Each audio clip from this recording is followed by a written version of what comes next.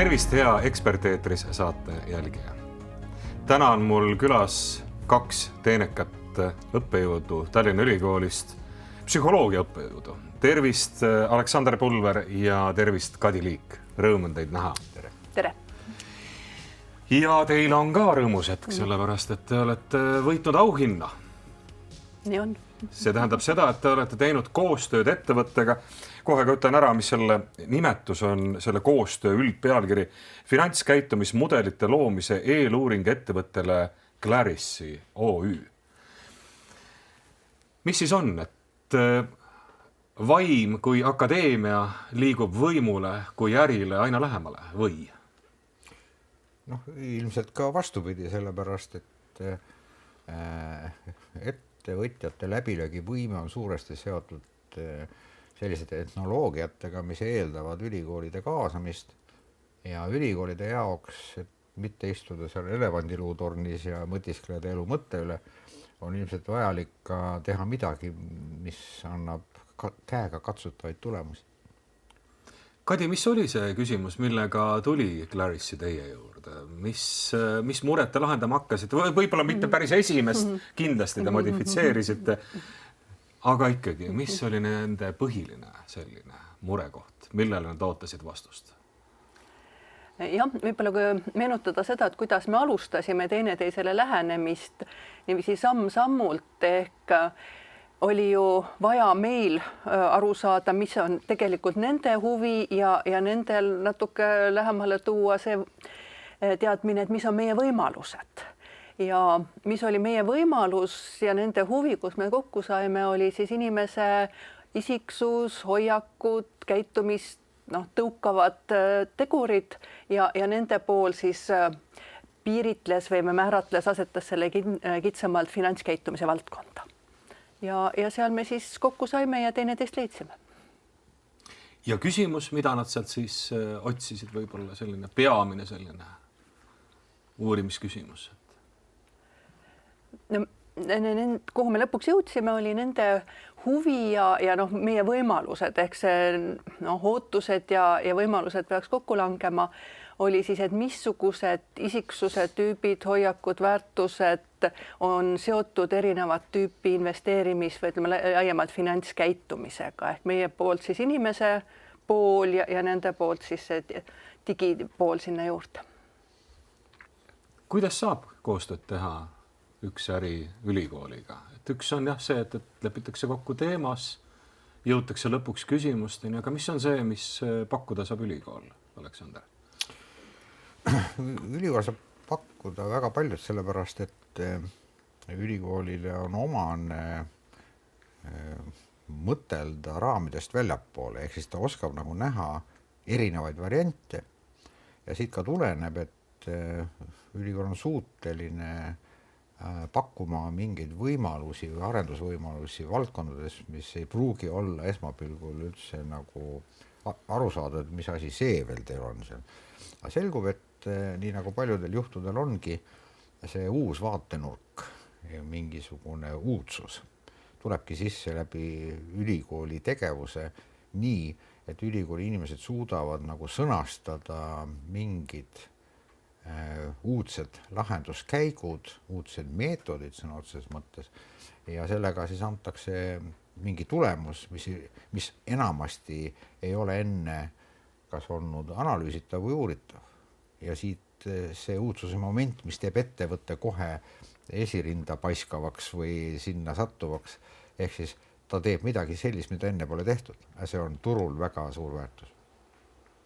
Te ei saa vist sellest projektist väga täpselt rääkida, eks ole? Või natukene võite kergitada katet, et kui niimoodi sõna uudsus, erilisus välja tuli juba kord, et kas seal oli midagi, mis oli see, millega te pakkusite sellise aha-elamusega ka ettevõttele ja tegelikult osutusite ka valituks sellel konkursil või võitjaks, vabandust?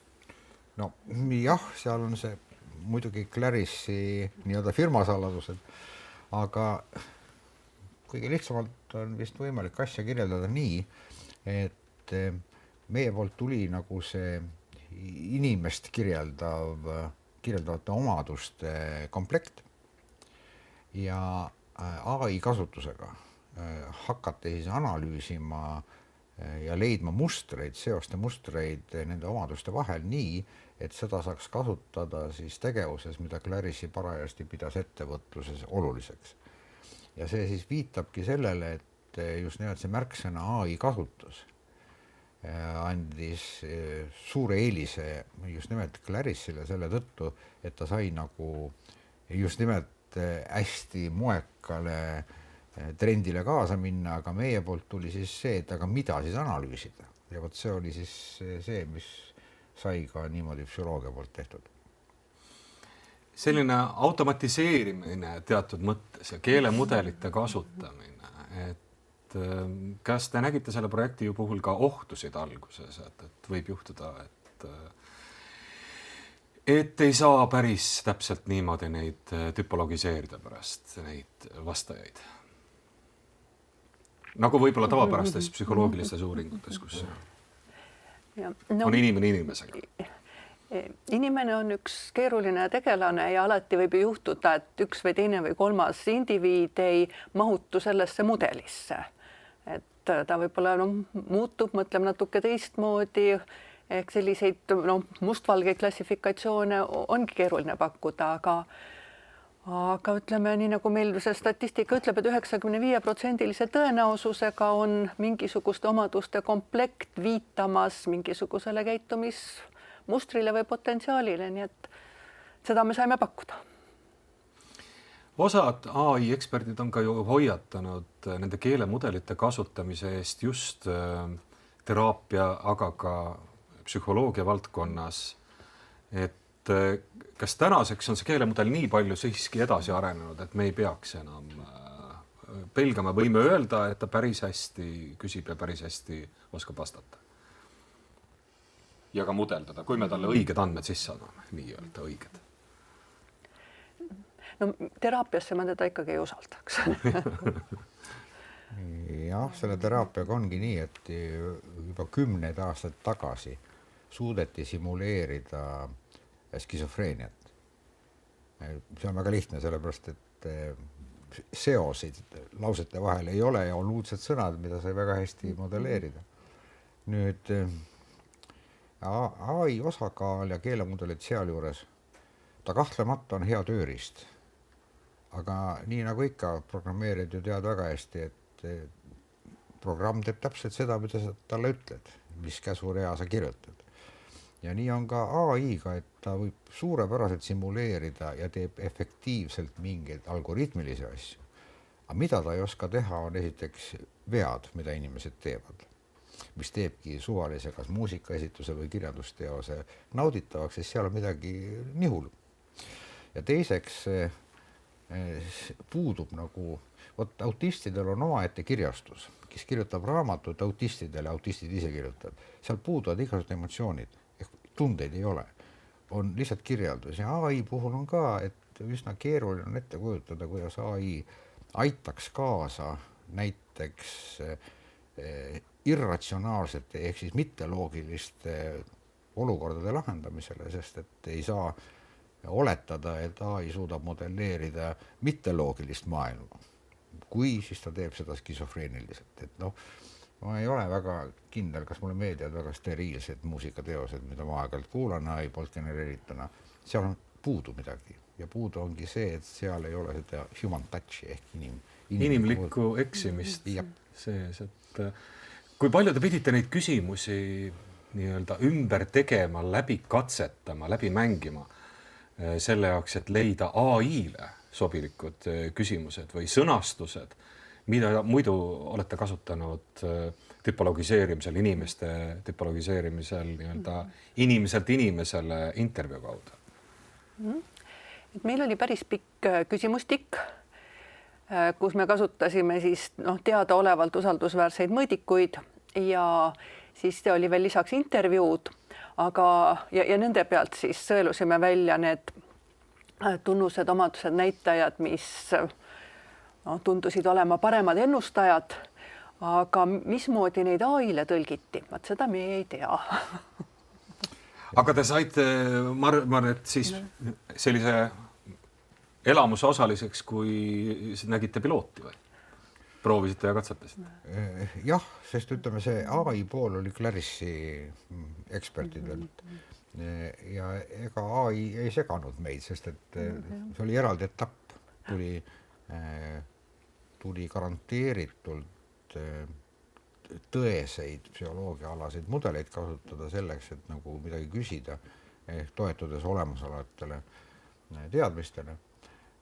Ja see, kas ja kuidas AI seda edasi kasutas, see teadmine on meil nii-öelda puudu.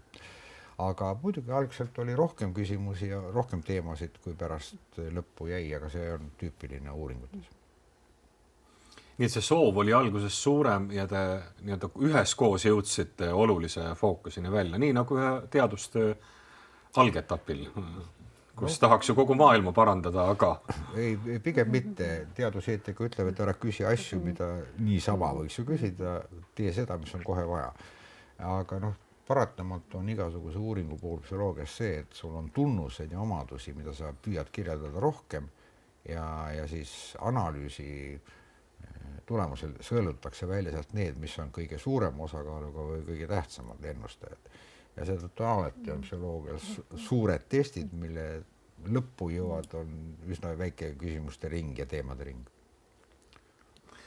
Aleksander tegi kohe saate alguses head reklaami, ütles, et teadlaste abiga on võimalik saavutada konkurentsieelist, on võimalik tabada ära midagi sellist, mida teised veel ei tee, sest et teadus on harjunud mõtlema raamist välja ja otsima uusi lahendusi.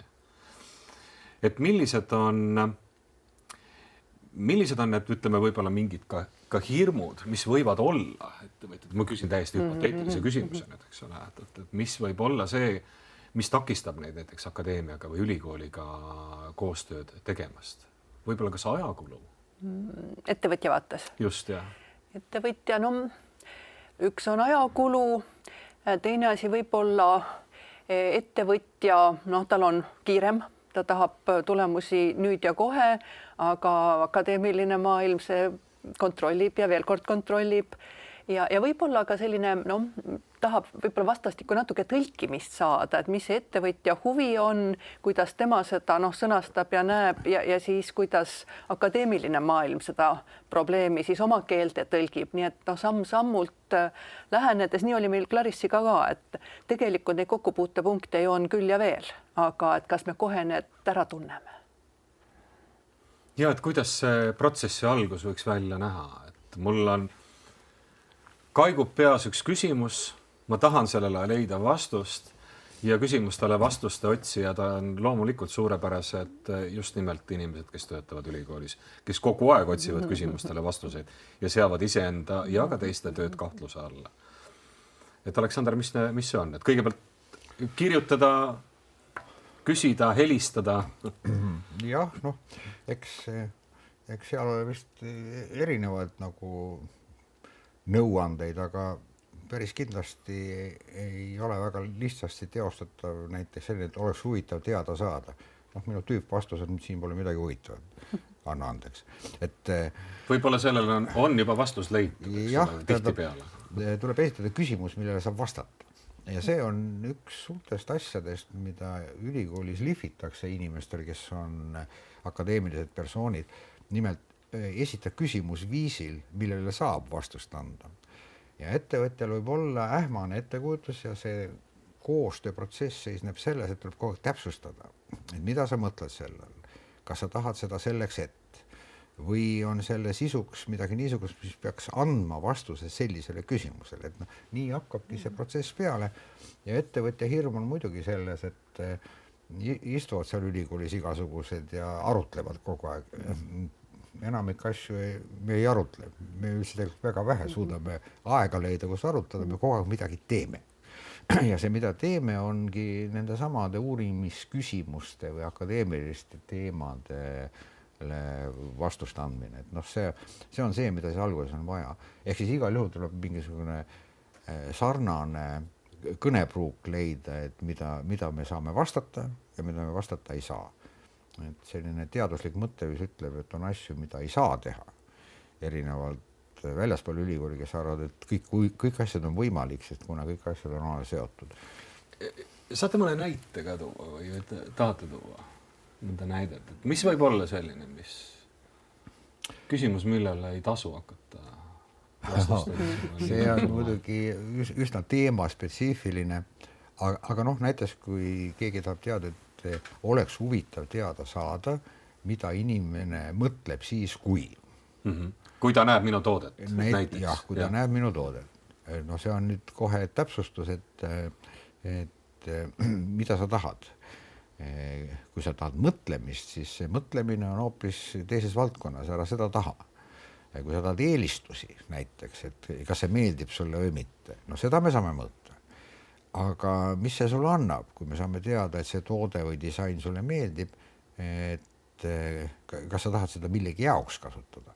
Ja võt see on see koht, kus tuleb jälle psühholoogia sisse, ütleb, et ahah, et on vähemalt 5-6 erinevat viisi, kuidas seletada, miks inimesele üks või teine asi meeldib.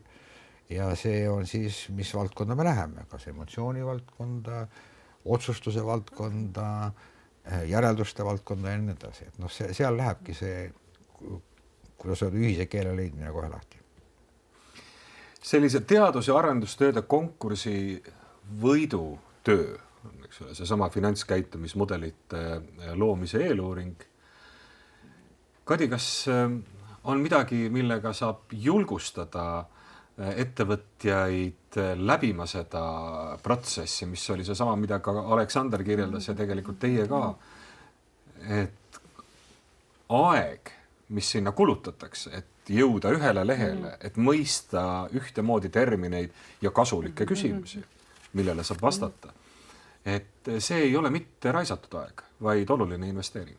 Absoluutselt investeering, sest kui see etapp vahele jätta, siis võib juhtuda, et me räägime teineteisest mööda ja me pakume midagi, mida tellija ei vaja või tellija on pärast pettunud, et see, mis ta sai, ei vasta tema ootustele. Et see on ju see vana ütlus, et 7 korda mõõda ehk räägi läbi ja siis hakka tegutsema. Millised olid need järgmised protsessi etapid, kui olid juba läbi räägitud, teekond enam-vähem selge protsessina, kuhu välja jõuda tahame, millisele küsimusele vastust otsime? Kas siis läks kõik kiiresti ja kergesti? Läks, ütleme nii, et sirgelt. Ehk siis oli teada, millisele küsimusele me vastust otsime, mida meil selleks tuleb teha ja siis me hakkasime tegutsema. Eks see võtab ju ka aega. Info kogumine, sealhulgas võib-olla ka teoorias vaja veel midagi täpsustada, analüüsid, järeldused, et see ei ole mõne nädala töö, aga see on tehtav, siis on eesmärk selge ja tuleb vastuma hakata. Võib-olla tasub seda ka üle korrata, miks on vaja vaadata teooriasse, et miks ei saa kohe küsima hakata. Mul on küsimus, ma tahan kohe küsima hakata. Kohe küsin kliendi käest. Et miks on vaja teooriasse vaadata? Ma tahan tsiteerida ühte oma lemmikut Kurt Lewini, et ei ole praktilisemat asja kui hea teooria. Ehk kust see teooria tuleb, ta on ikkagi sellist päriselu süstematiseerinud, formuleerinud, üldistanud. Ja teine asi, et kui on midagi juba teada, et me ei hakkaks jalgratast leiutama ja kohe küsima. Ehk siis need faktid, mille me uurimise teel kogume, me saame neid ju seletada tuginedes teooriale, mis on kontrollitud ja usaldusväärne. Ehk väga kasulik. Väga kasulik. Kolleege teadusest, kas julgustate või kuidas julgustate tegema koostööd ettevõtlusega? Seal võivad olla need samad ju, samamoodi mingid hirmud, kas siis seotud liigse kiirustamise, surve, mingite ootustega? Tasub ära? Ikka tasub, sellepärast, et akadeemilised inimesed on harjunud sellega, et 10 eksperimendist 8 ei tule välja. Ehk siis see, et mingi takistus on, see kuulub normaalse oleku ja seisundi hulka. Ja järelikult ongi kogu tegevuse üles ehitatud selle otsi lahendus.